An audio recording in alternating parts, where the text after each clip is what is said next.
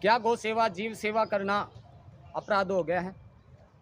कल रात जब हमें सूचना प्राप्त होती है कि एक गाड़ी में बहुतायत मात्रा में पशु कटने के लिए यूपी या बिहार लेके जाए जा रहे हैं, तो हम अपना खाना दाना छोड़ के चलते हैं। हम पहुंचते हैं सनोली नाका, सनोली थाना। सनोली थाने में हम इसकी सूचना देते हैं कि श्रीमान जी ऐसे ऐसे गाड़ी आ रही है और हमें आपकी मदद चाहिए। उसके बाद प्रशासन की तरफ से हमें बताया जाता है कि आपको यमुना चौकी पे फुल सपोर्ट मिलेगी और आप 112 को भी सूचित कीजिए इसके बारे में। हम 112 को सूचित करते हैं। पहले दूसरी 112 आई, वो बोली हम बापोली हल्के से आपके लिए दूसरी 112 आएगी। तो दूसरी 112 आती है, वो हमारे पास कुछ देर खड़ी होती है। तो उसके बाद क्या होता है कि जो हमारी गाड़ी है वो थोड़ी लेट हो जाती है। उससे पहले ही एक पिकअप, बोलेरो पिकअप आती है, जिसके अंदर 6 पशु बहुत बुरे तरीके से ठूस ठूस कर भरे गए थे। हमने जब 112 को सूचित किया कि श्रीमान जी आप इसको देखिए, तो वो उनको अपने साथ पीछे लेके चले जाते हैं।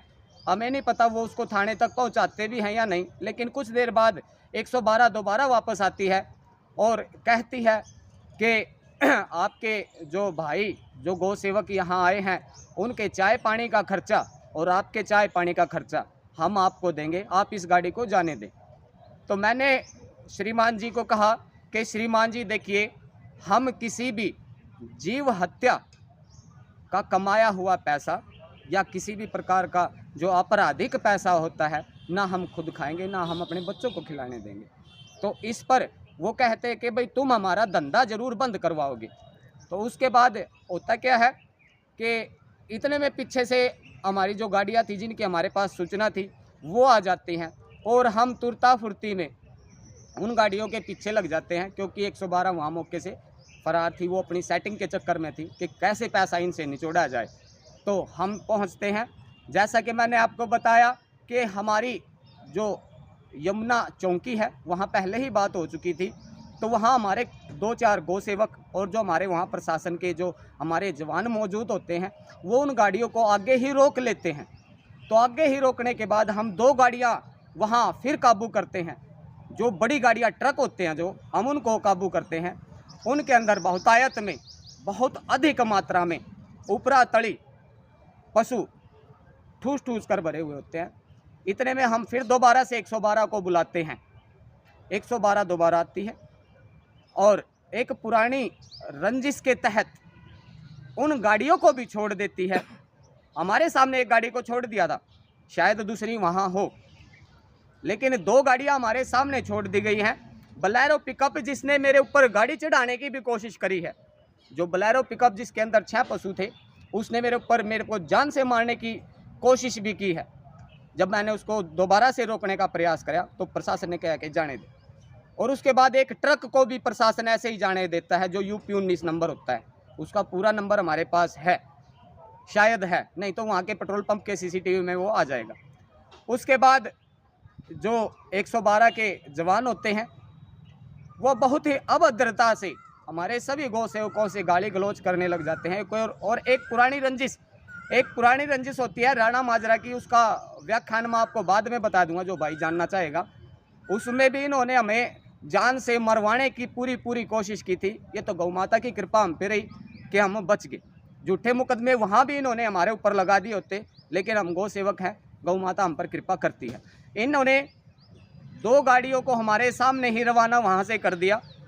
उसके बाद जो 112 के जवान होते हैं वो मेरे साथ गंदी गालियाँ गलौज करते हैं, मेरे साथ मारपीट करते हैं, जाति सूचक शब्द कहते हैं और मेरी चुटिया बहुत ज़ोर से पकड़कर पूरे ज़ोर से घुमाते हैं और कई मुक्के मेरे पेट के अंदर मारते हैं, छाती के अंदर मारते हैं, हाथों पे मारते हैं और शायद डंडे का भी प्रयोग उन्होंने किया हो, क्योंकि मैं बेसुध हो गया था। उन्होंने इस प्रकार से मेरे को चुटिया पकड़ के चक्कर दिया था, क्योंकि 2 दिन से मैंने खाना नहीं खाया है, मैं सेवा में लगा हुआ था।